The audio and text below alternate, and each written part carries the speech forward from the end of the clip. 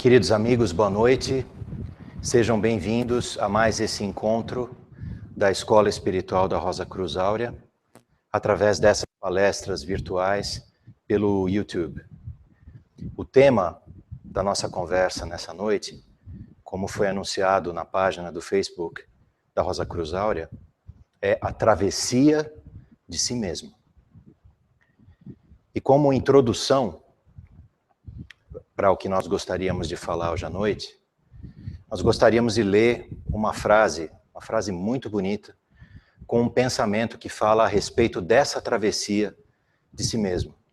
Uma frase de Fernando Teixeira de Andrade, que diz: há um tempo em que é preciso abandonar as roupas usadas, que já têm a forma do nosso corpo, e esquecer os nossos caminhos, que nos levam sempre aos mesmos lugares. É o tempo da travessia, e se não ousarmos fazê-la, teremos ficado para sempre à margem de nós mesmos. Amigos, que travessia é essa? Onde se encontra o grande mar, ou o grande abismo, ou o grande rio que precisa ser atravessado? O título da nossa palestra diz a travessia de si mesmo. Então nós gostaríamos de trazer a nossa conversa, o nosso diálogo dessa noite, para dentro de cada um de nós. Começando com o seguinte: o ensinamento universal, o ensinamento verdadeiro, o ensinamento da mais pura verdade, que se encontra disponível ao longo de todos os períodos da história e que se manifestou para todos os povos, em todos os lugares, diz coisas muito semelhantes. Um dos princípios desse ensinamento universal é que existe algo dentro do ser humano latente. Esse algo, essa instância interior, poderíamos chamá-lo de um botão de rosa, uma flor de lótus, um átomo centelha do espírito, um princípio divino imutável latente. O verdadeiro núcleo do ser, o verdadeiro núcleo do ser humano. Todos os seres humanos carregam esse princípio em si. Mas esse princípio dorme. Ele dorme em um sono sem sonhos. Até que o ser humano, ao longo das incontáveis vidas, das incontáveis reencarnações do sistema em que ele habita, que o ensinamento universal chama de microcosmo ou um micro-universo, até que finalmente um ser humano que habita esse micro-universo desperta para a realidade de que a vida é algo muito além da luta pela sobrevivência, da luta pela felicidade, da luta pela riqueza, da luta pelo poder. O ser humano desperta porque esse princípio divino latente, esse princípio universal, despertou nele. E uma vez que esse princípio universal despertou dentro do ser humano, a vida desse ser humano nunca mais vai ser a mesma. Literalmente, esse ser humano não tem mais escolha. Esse ser humano se torna aquilo que o ensinamento universal denomina de um buscador. Um buscador da verdade, um buscador da justiça, um buscador da beleza, um buscador de si mesmo. Ele começa a reconhecer que existe um grande abismo entre a realidade exterior e uma realidade interior que despertou nele e que clama por uma realização, clama por uma manifestação.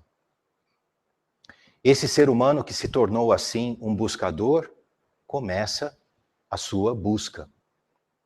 E o que é a sua busca? A sua busca é um caminho que, na grande maioria das vezes, começa fora dele. O ser humano vai procurar encontrar a resposta que clama dentro dele, a resposta pela realização do verdadeiro objetivo da vida. Ele vai buscar essa resposta através dos 3 núcleos da sua alma. Ele vai buscar com a sua compreensão, a sua cabeça. Ele vai buscar com a sua vida sentimental, com o seu coração. E vai buscar também com a realidade da sua vida, com suas mãos, com todo o seu ser. Dessa forma, ele trilha vários caminhos. Ele trilha o caminho da filosofia, o caminho da ciência. Ele trilha o caminho, às vezes, das religiões, o caminho do misticismo.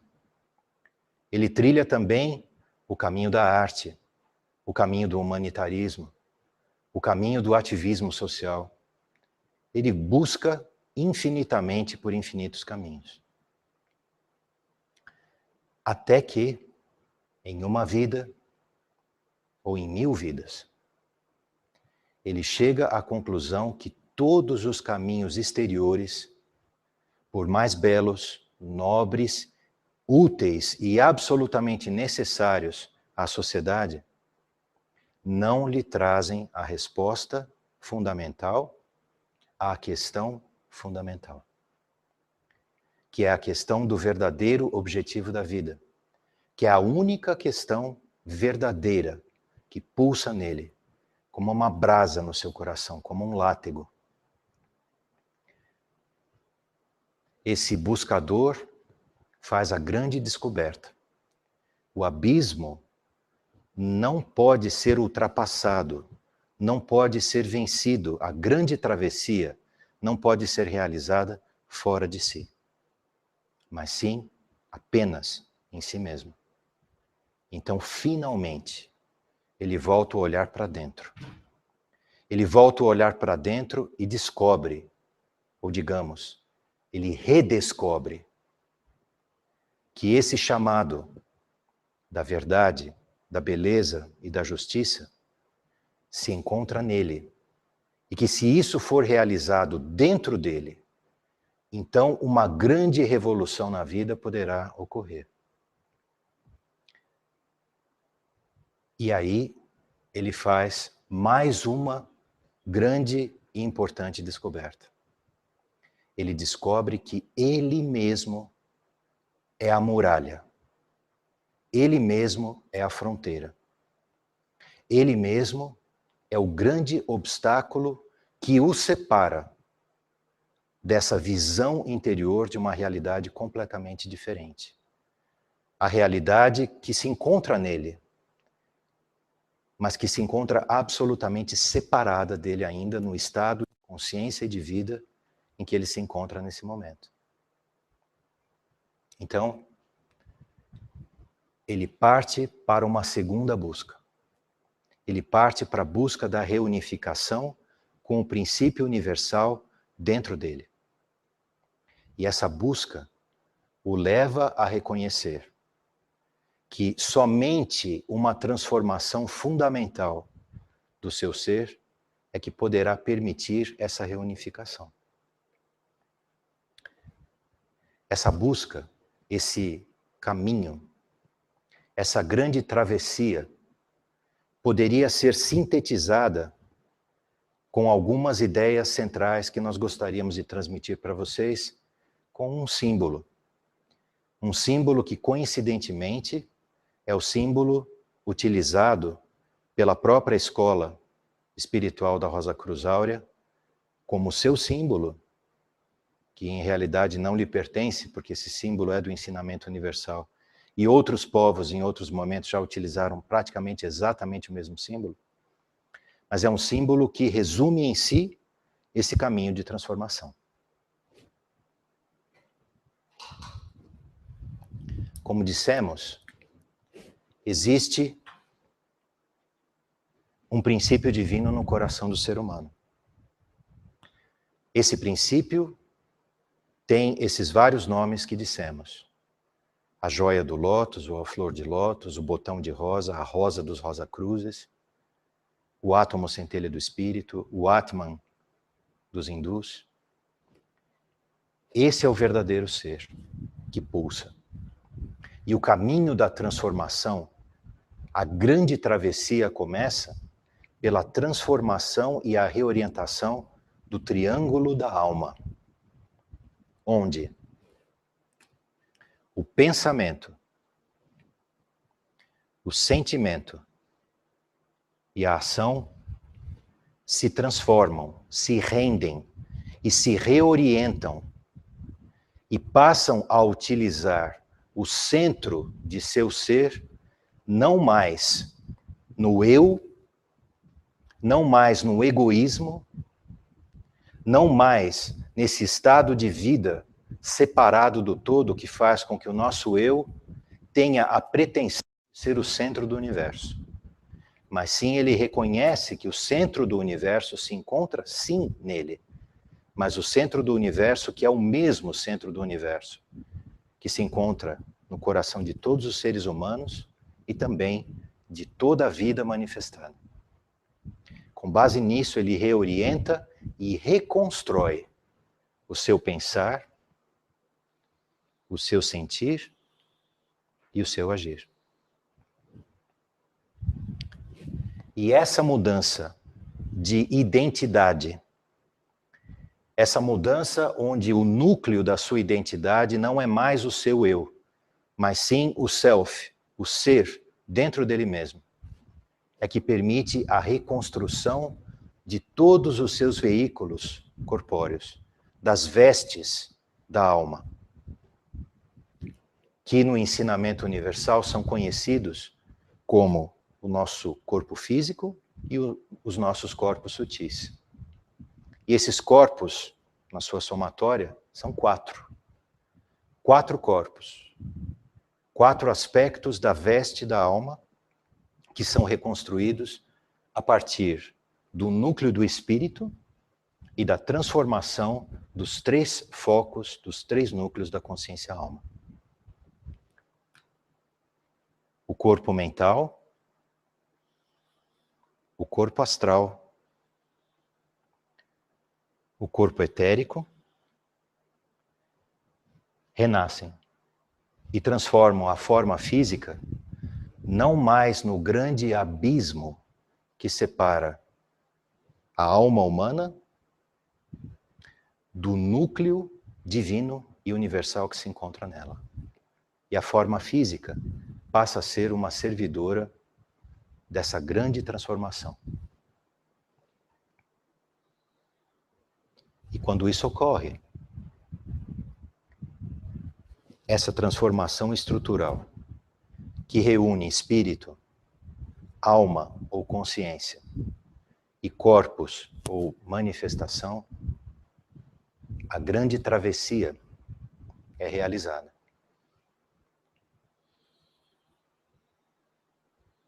E a diferença, a separação, o abismo que existe entre o tempo e a eternidade deixa de existir.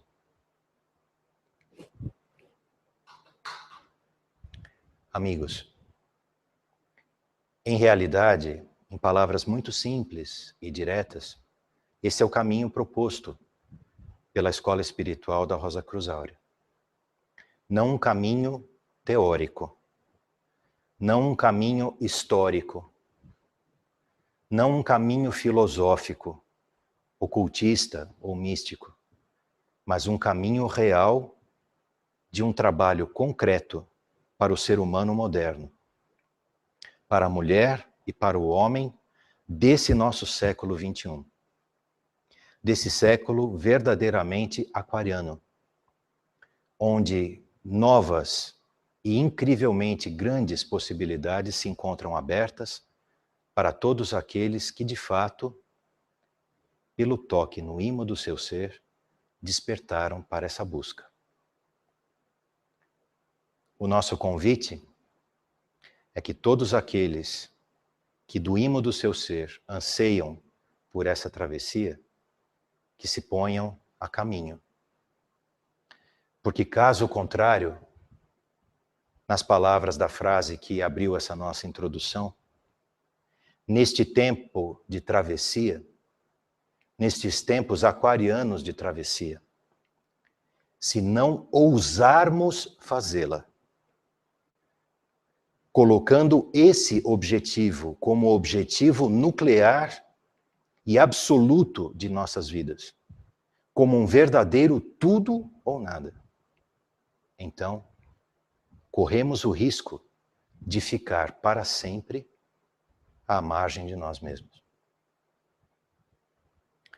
Com essas palavras, nós encerramos essa introdução e gostaríamos de abrir agora para a segunda parte desse nosso encontro, onde, dentro das nossas possibilidades, gostaríamos de ouvir as questões de vocês, que vocês podem nos informar pelo chat do YouTube, e faremos o possível para tentar respondê-las. Por favor, fiquem à vontade. A nossa mediadora agora vai nos ler as perguntas que forem sendo feitas à medida em que vocês nos informarem. Muito obrigado. 30 segundos de pausa para uma água, por favor.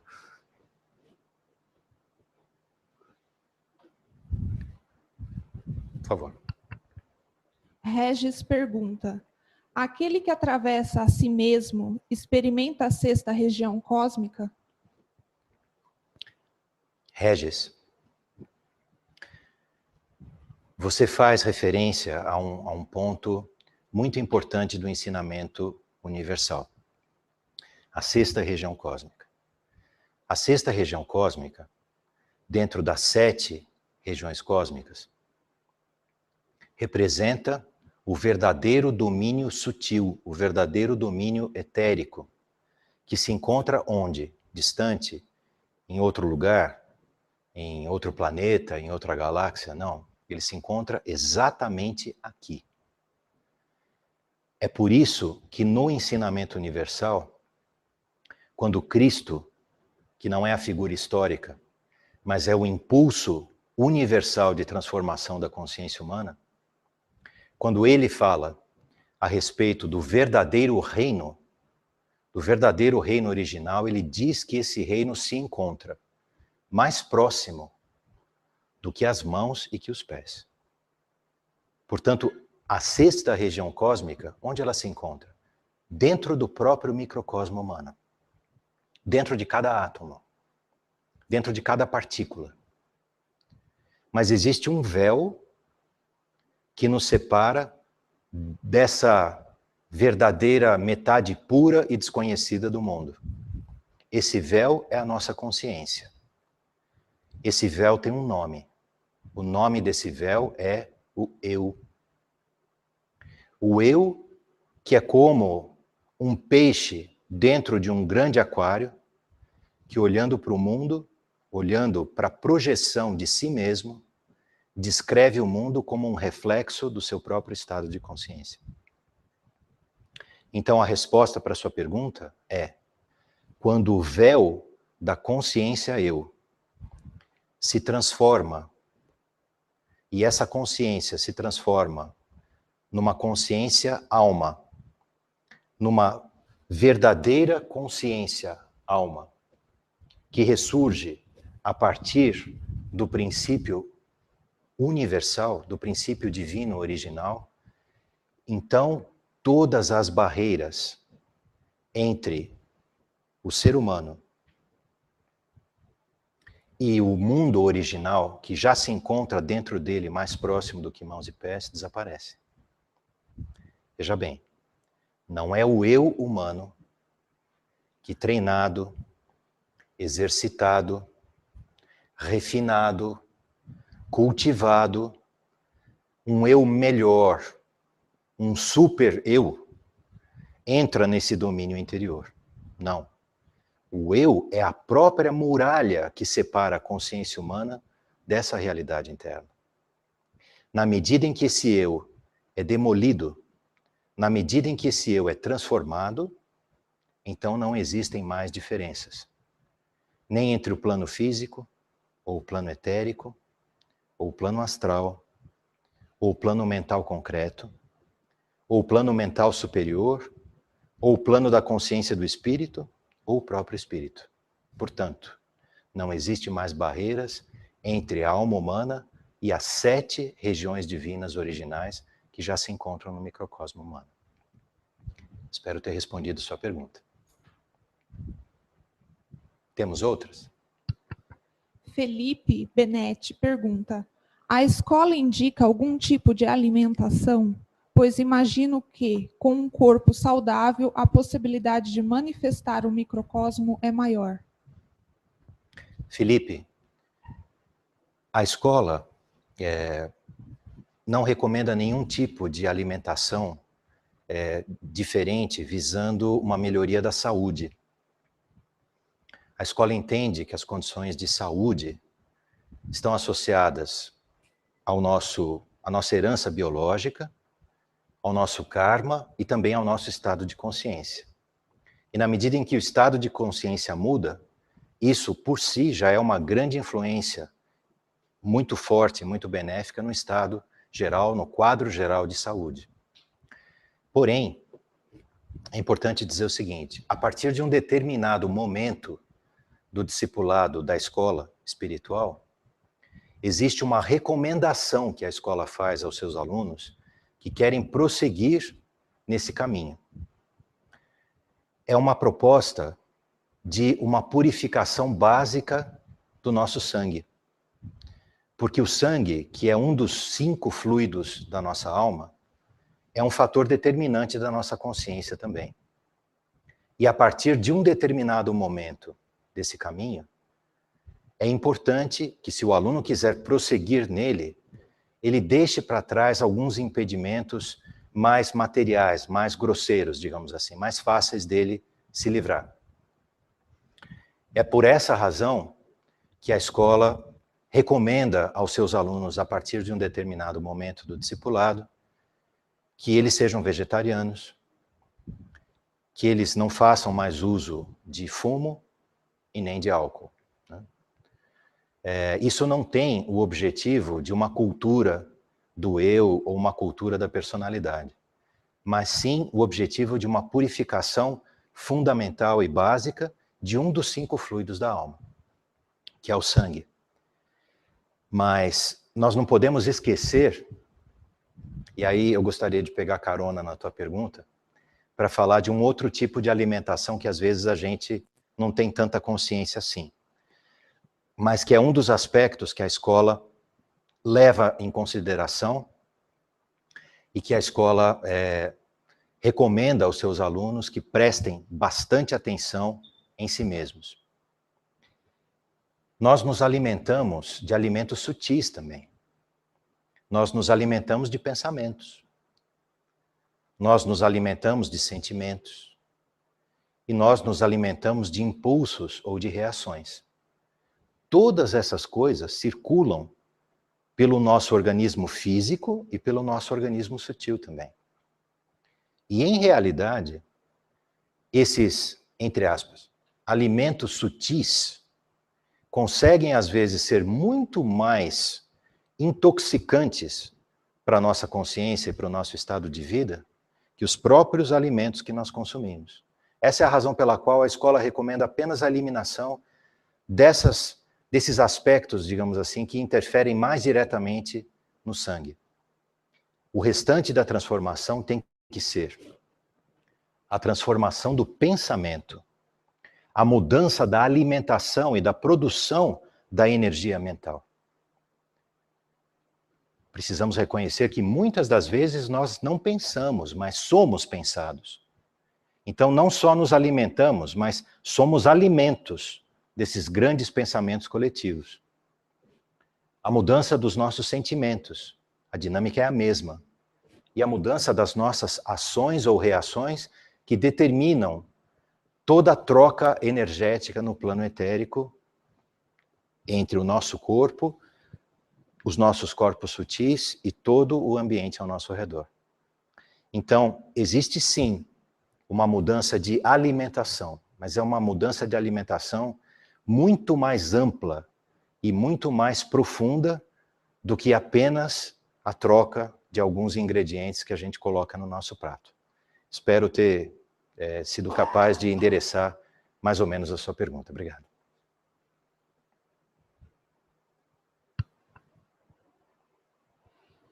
Luciana Molina pergunta: qual é a visão da escola sobre a homossexualidade? Luciana, a orientação sexual é um aspecto da natureza, né? O ensinamento universal nos diz que a orientação sexual, ela parte do núcleo da nossa mente. Ela parte da polaridade dos hemisférios do nosso cérebro. E a polaridade dos hemisférios do nosso cérebro está ligada a todas as experiências de vidas anteriores que estão gravadas no nosso campo de respiração, no nosso microcosmo. São essas experiências, são essas vivências que estão registradas como se fosse um grande livro, onde nenhum fato, nenhuma experiência se perde, que se encarnam no momento em que uma personalidade, que um bebê nasce. E no momento em que isso ocorre, toda essa herança do microcosmo, ela se une ao ser biológico. A sexualidade ou a orientação sexual, ela é função do fluxo energético dos nossos corpos sutis. E independente do aspecto físico exterior, é justamente a polaridade positiva ou negativa do corpo mental e do corpo astral e do corpo etérico que determina o funcionamento dos nossos chakras, se eles giram para um lado ou giram para outro, se temos uma mente positiva e feminina ou uma mente negativa e masculina.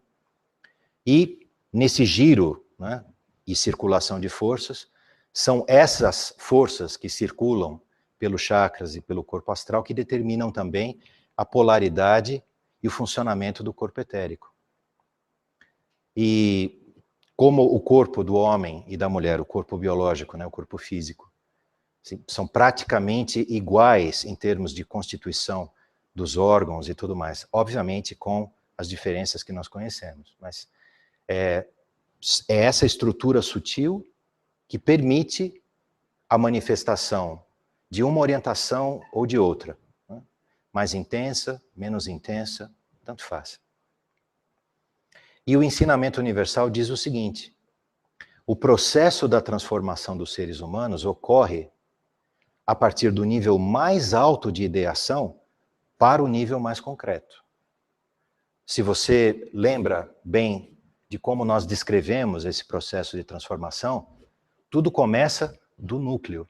E o núcleo possui todas as polaridades em si. E é a partir desse núcleo, desse primeiro aspecto espiritual, que contém tudo em si mesmo, é que a alma humana é transformada. O pensar, o sentir e o agir. E a partir do núcleo e da consciência é que o aspecto da manifestação mais sutil e mais elevado, que é o pensamento, se transforma, o corpo mental, em realidade ele é recriado. É por isso que a escola utiliza o termo, ele é transfigurado, ele muda de figura, ele muda de constituição. Hoje, com a linguagem moderna da ciência, talvez pudéssemos chamar isso de uma repolarização. É como se o preenchimento interno da matéria mudasse. E do mais alto, que é o pensamento, muda-se o aspecto energético astral, que é como uma nuvem, né, de energia sentimental, inteligente e da identidade do ser humano. É isso que transforma o corpo etérico e é isso que preenche o corpo físico. Durante o período de vida desse corpo físico, de toda essa transformação, que nesse ponto já é livre do tempo, do espaço e, portanto, também dessa fronteira de uma polaridade de uma ou de outra. Por quê? Porque esse ser completo em si mesmo, ele possui todas as polaridades em si. Então, a visão da escola em relação a isso é uma visão absolutamente tranquila, e natural, né? E absolutamente transparente em relação à proposta de trabalho que ela tem. Espero ter te respondido. Flávio Soares pergunta: a Páscoa comemorada ontem seria o ponto alto da travessia de si mesmo? Excelente pergunta. Fábio, não é? Flávio. Flávio, desculpa, Flávio. Flávio, a Páscoa representa 3 momentos. Ela tem 3 grandes marcos. E a escola espiritual, assim como o ensinamento universal, enxerga todo o Evangelho como uma alegoria gnóstica. Da mesma forma como o Bhagavad Gita, da mesma forma como os ensinamentos do Egito, da mesma forma como os ensinamentos das civilizações pré-colombianas. Ou seja, não são relatos históricos, são relatos interiores. Por isso que todos eles falam da mesma coisa. Eles falam a respeito da travessia interior. Então, a Páscoa, sim, é um excelente exemplo de como essa travessia interior pode ocorrer. Essa travessia interior começa pelo sacrifício da consciência. O sacrifício da consciência que reconheceu esse princípio divino original em si mesma. Essa consciência, que é a consciência alma, precisa subir até o Monte da Caveira, até o Monte Gólgota. Gólgota significa caveira, crânio. O alto do Monte Gólgota é o quê? É o círculo ígneo da pineal. Então, a alma humana, a consciência humana, que se purificou, que se transformou, que se abriu, que trilhou interiormente e longamente esse caminho da travessia, tem um ponto culminante de um sacrifício pleno, onde ela se encontra com o quê? Ela se encontra consigo mesma. Ela se encontra com o espírito, que precisa voltar, não somente aqui, no ímã do coração, mas o espírito precisa voltar a circular em todo o organismo humano, naquilo que nós chamamos de o sistema do fogo serpentino, o núcleo da nossa consciência, que é não só a coluna vertebral e o sistema simpático e parasimpático de nervos aqui ao redor, mas principalmente o aspecto energético de tudo isso que circula em nós. Muito bem.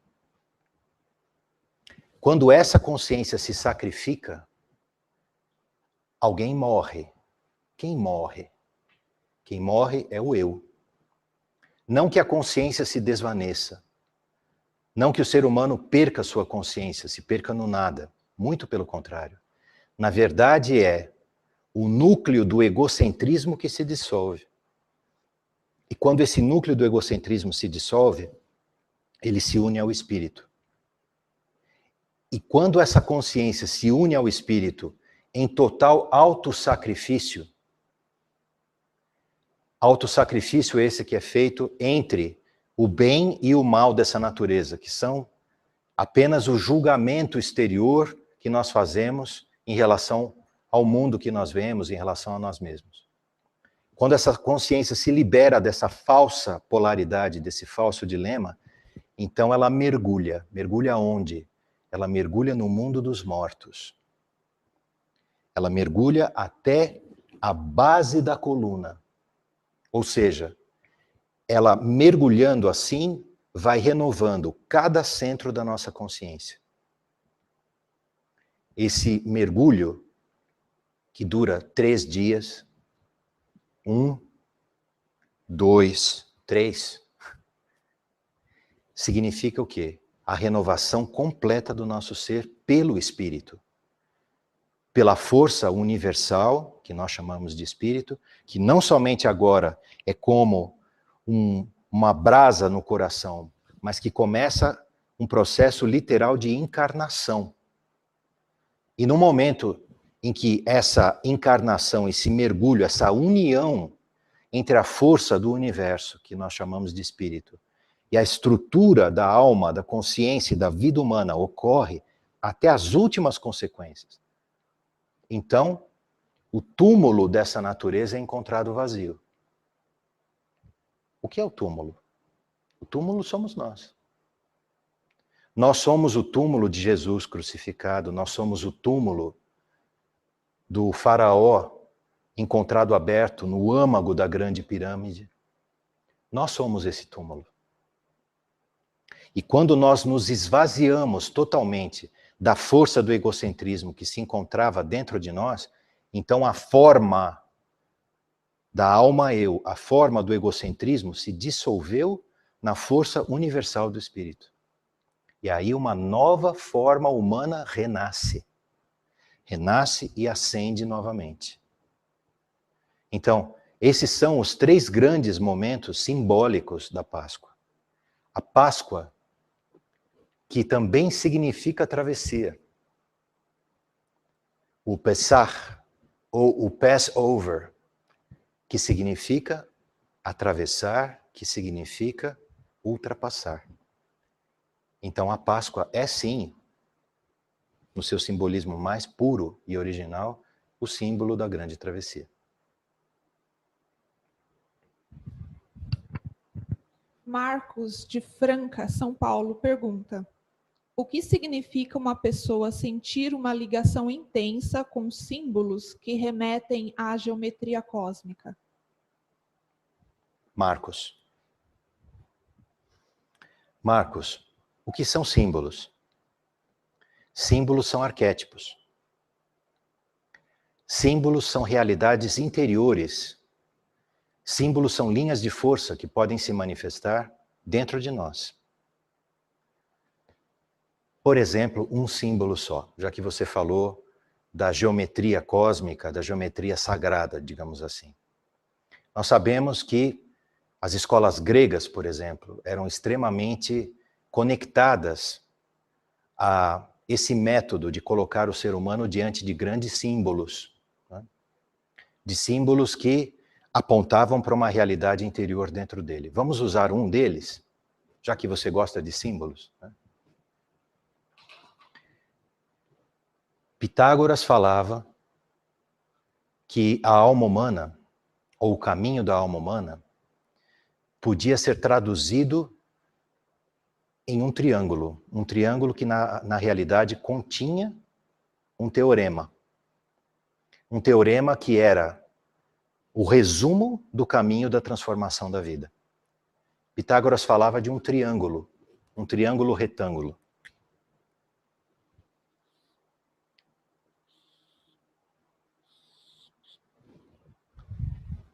Ele dizia o seguinte: o espírito e a matéria vivem em oposição. Existe um caminho de união. O caminho de união é a alma humana, transformada. E a alma humana, quando se purifica e se eleva a uma oitava superior, faltou folha aqui para eu fazer um quadrado, Marcos, então dá um desconto para mim. Faz de conta que esse aqui é o quadrado disso, tá bom? Quando essa alma humana se liberta e se eleva à sua oitava superior, à sua quadratura, ela equivale à somatória desses 2 valores aparentemente irreconciliáveis. Isso é só para dar um pequeno exemplo, né? Um círculo, um pentagrama, um sólido perfeito, uma espiral, todos esses símbolos, toda essa geometria, a suíte de Fibonacci, por exemplo, o número φ, que determina a proporção perfeita do corpo humano, de qualquer ser vivo, Lembra do homem vitruviano e tudo mais. Todas essas coisas apontam sempre para o mesmo caminho. Não o caminho da busca da perfeição exterior e meramente da contemplação da perfeição dessas formas. Mas todos esses símbolos, eles apontam sempre para o mesmo lugar, para cá, para dentro. E no momento em que a gente reconhece essas realidades dentro de nós, aí sim, esses símbolos não são apenas mais símbolos, mas eles se transformam em ferramentas de trabalho, como foram no passado e como podem ser agora. O ensinamento universal é riquíssimo nisso, mas o ensinamento universal também tem uma advertência muito clara em relação a tudo isso. Nós precisamos tomar muito cuidado em relação a todo esse encantamento. Porque esse encantamento, como um canto de sereia, pode, pela sua beleza, pela sua transcendência, pela sua profundidade, manter o nosso olhar fixo no exterior. Quando, na realidade, o esforço de um buscador da verdade é converter todo esse arsenal de sinais, de indicações e de realidades em ferramentas interiores de transformação. Espero ter endereçado minimamente a sua questão, Marcos. Obrigado.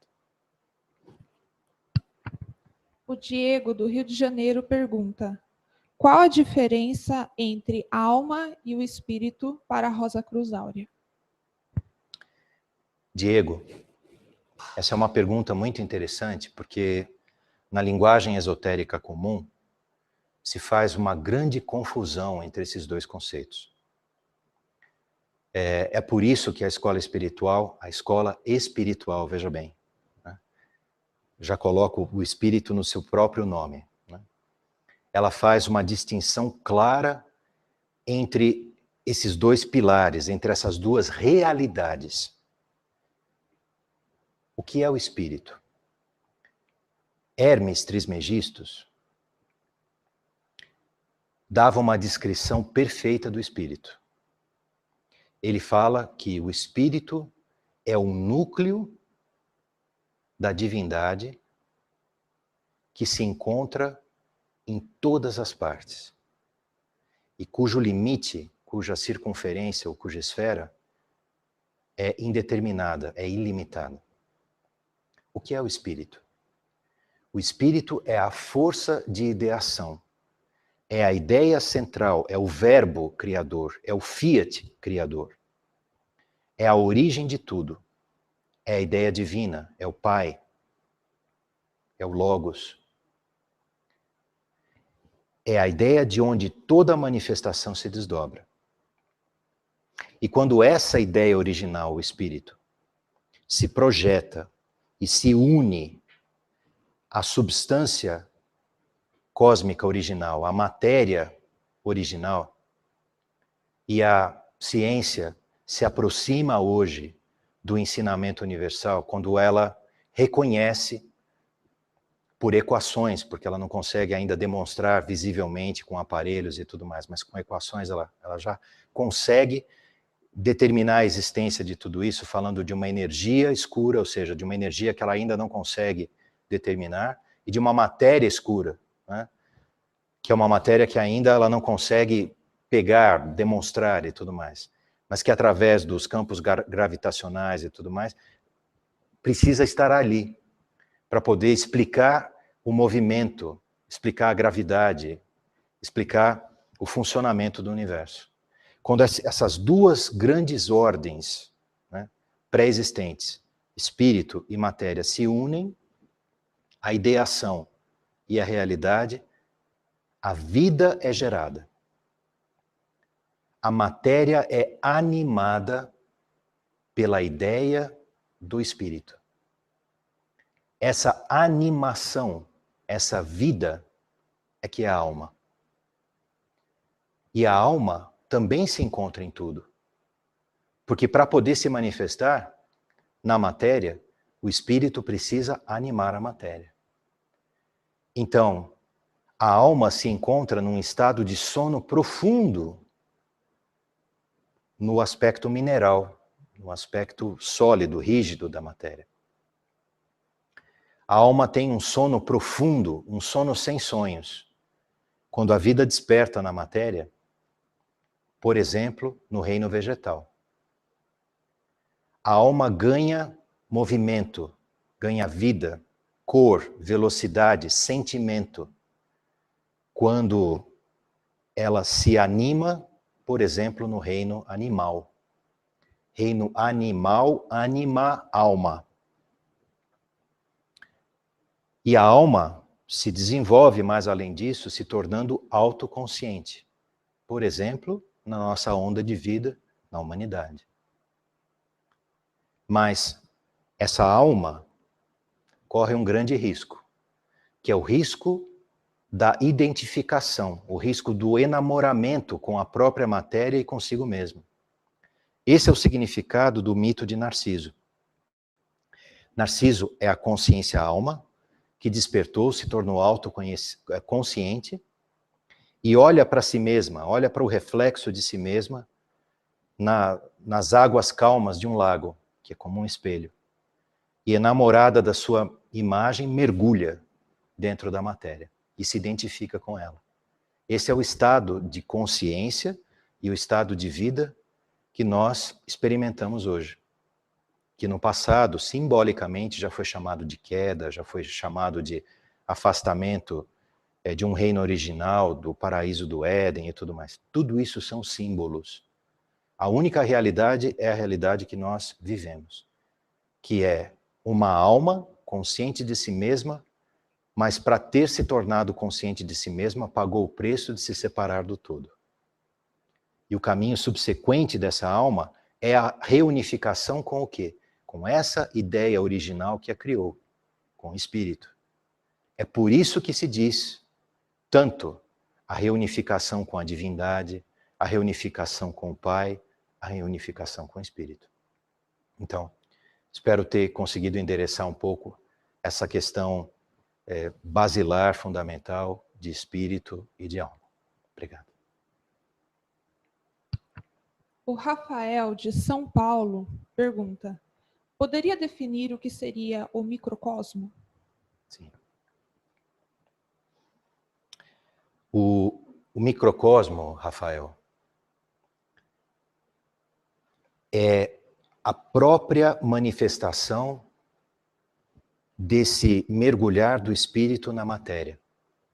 Veja bem. Fica visível se eu fizer um desenho aqui? Fica, né? Nós falamos daquela definição de Hermes, não foi? Deus é o núcleo de todas as coisas que se encontra em todas as partes, cuja esfera ou circunferência é ilimitada e não se encontra em parte alguma. Essa é a definição do microcosmo. Mas essa também é a definição de um átomo de hidrogênio aqui, né? Essa também é a definição do sistema solar. Se nós olhássemos, como a ciência hoje conhece, o sistema solar à distância do seu tamanho, veríamos um ponto e um ano-luz de espaço aqui. Essa é a definição de uma galáxia, né? Talvez a gente enxergue aqui uma espiral e não uma circunferência, mas um buraco negro, um centro imaterial, ao redor do qual gravitam espirais ou circunferências de matéria. Era por isso que Hermes, num dos seus 7 princípios, que nós encontramos na obra que ele deixou, o Kybalion, né, fala que assim como é embaixo, é em cima. E assim como é em cima, também é embaixo. E por isso Hermes, naquela época, através do ensinamento universal, já postulava a absoluta unidade de toda a existência, onde o macrocosmo, portanto, imagine o universo inteiro, ou um aglomerado de galáxias, ou uma galáxia, ou mesmo o sistema solar. É a imagem do cosmos, a nossa Terra, por exemplo. E a imagem do microcosmo, do micro-universo, que é esse micro-universo, microcosmo dentro do qual nós vivemos como ser humano, mas que também é a imagem do próprio átomo. E de novo, da mesma forma, veja que interessante isso, Marcos. Da mesma forma que no passado os seres humanos eram geocêntricos, acreditavam que a Terra era o centro do universo. E por acreditarem que a Terra era o centro do universo, portanto, o seu estado de consciência dizia que a Terra era o centro do universo, a Terra onde esses seres humanos viviam e podiam jurar que era essa a verdade, aliás, não só juravam, mas cortaram vários pescoços e queimaram alguns vivos, né, porque discordavam disso, é que a Terra era plana, que a Terra não se movia de jeito nenhum, é óbvio,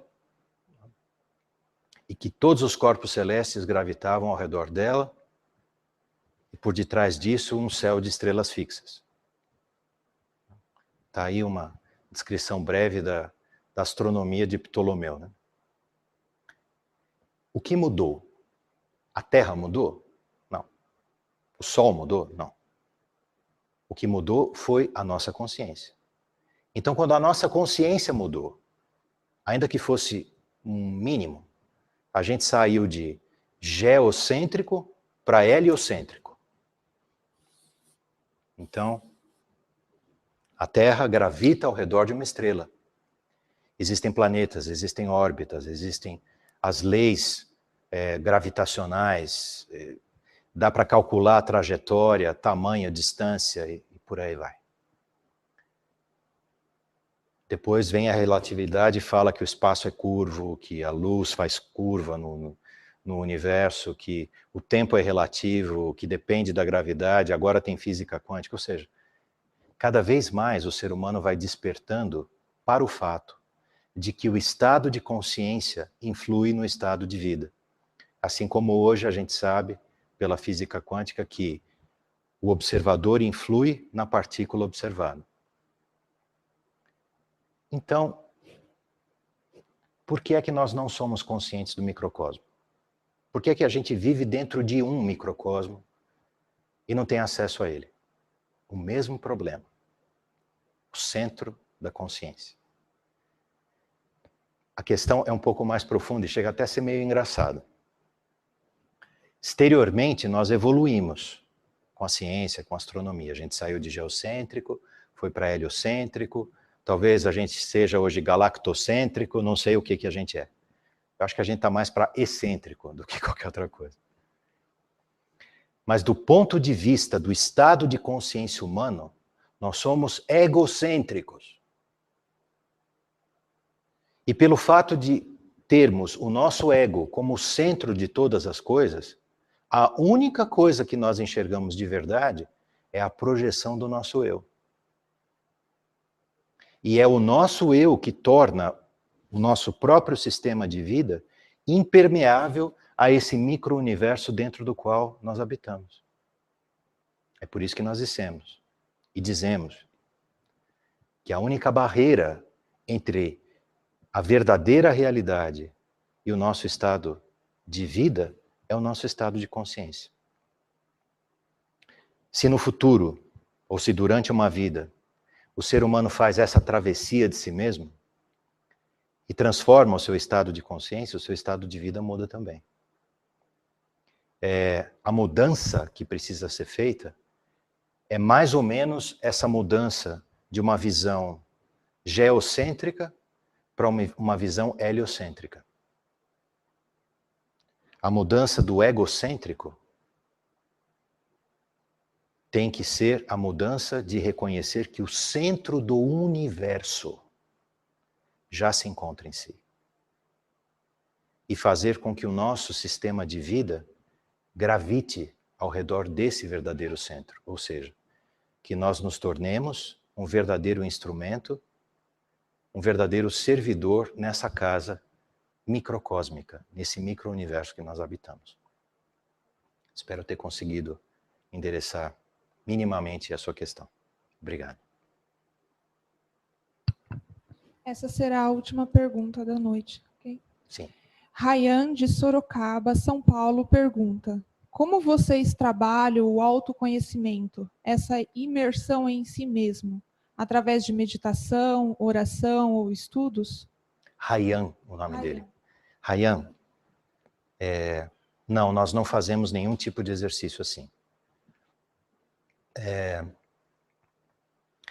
Se você, por exemplo, diz uma concentração da consciência, se você fala de uma meditação na tentativa de unir esse núcleo da consciência com as esferas ditas superiores, né, do nosso ser aural e tudo mais, com exercícios de respiração, postura e tudo mais, não, nós não fazemos isso não.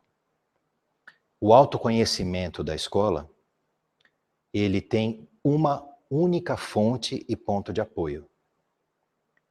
Nós não praticamos o autoconhecimento pelo próprio eu. Ou seja, o eu não é o ponto de partida. É por isso que nós não exercitamos o eu.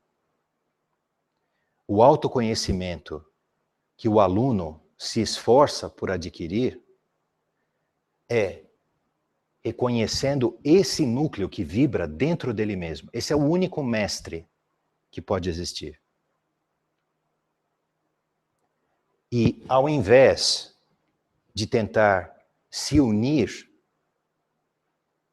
através de exercícios a esse núcleo, o exercício do aluno é de silenciar e se observar.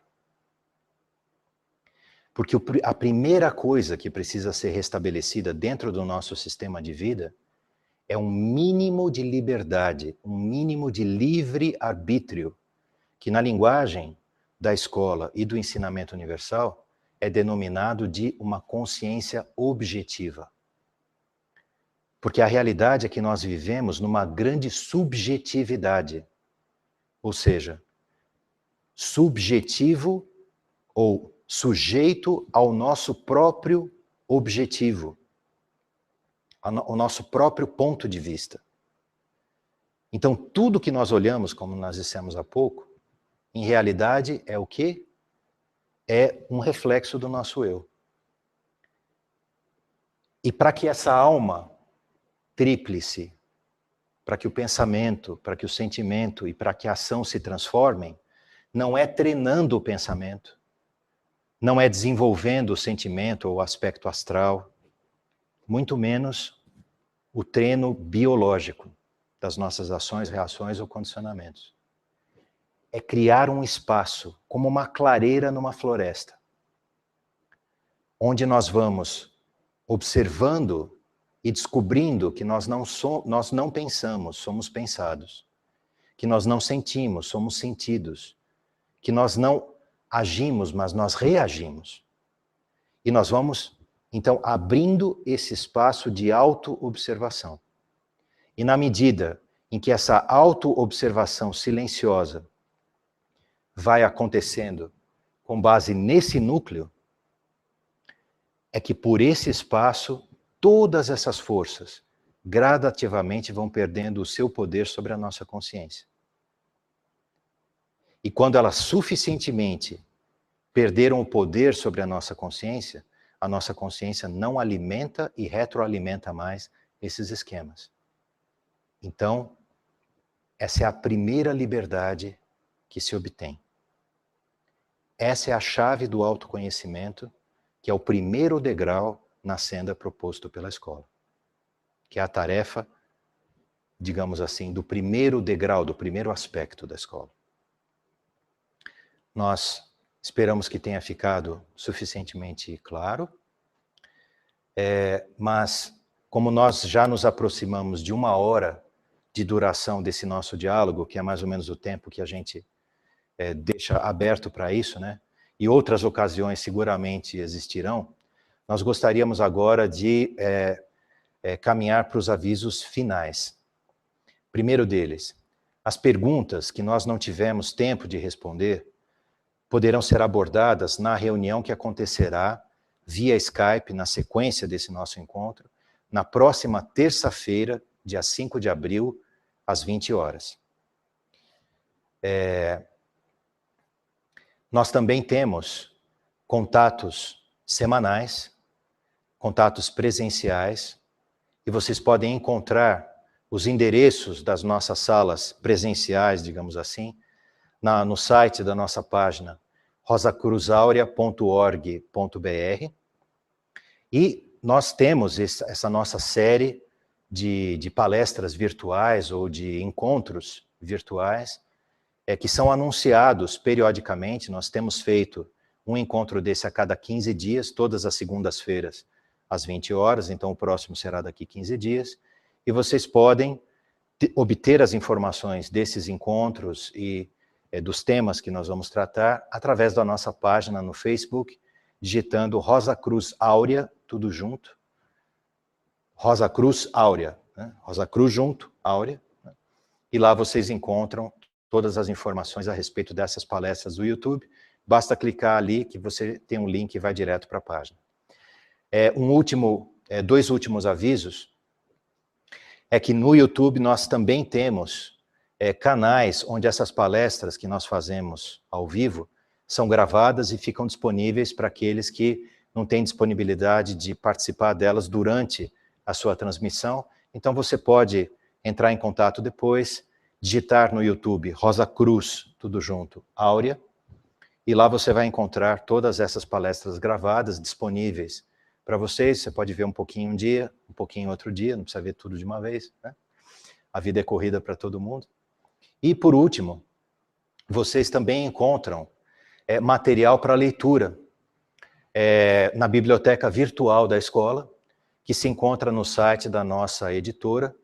Basta digitar pentagrama.org.br e lá você encontra todos os livros da escola e as revistas da escola, que você pode baixar via PDF, ou eventualmente, nós temos deixado lá as últimas edições em formato de e-book também. Então, nós agradecemos a presença de todos vocês. Foi realmente uma alegria podermos ter essa troca, esse nosso diálogo hoje, e desde já convidamos vocês para o nosso próximo encontro. Muito obrigado e boa noite.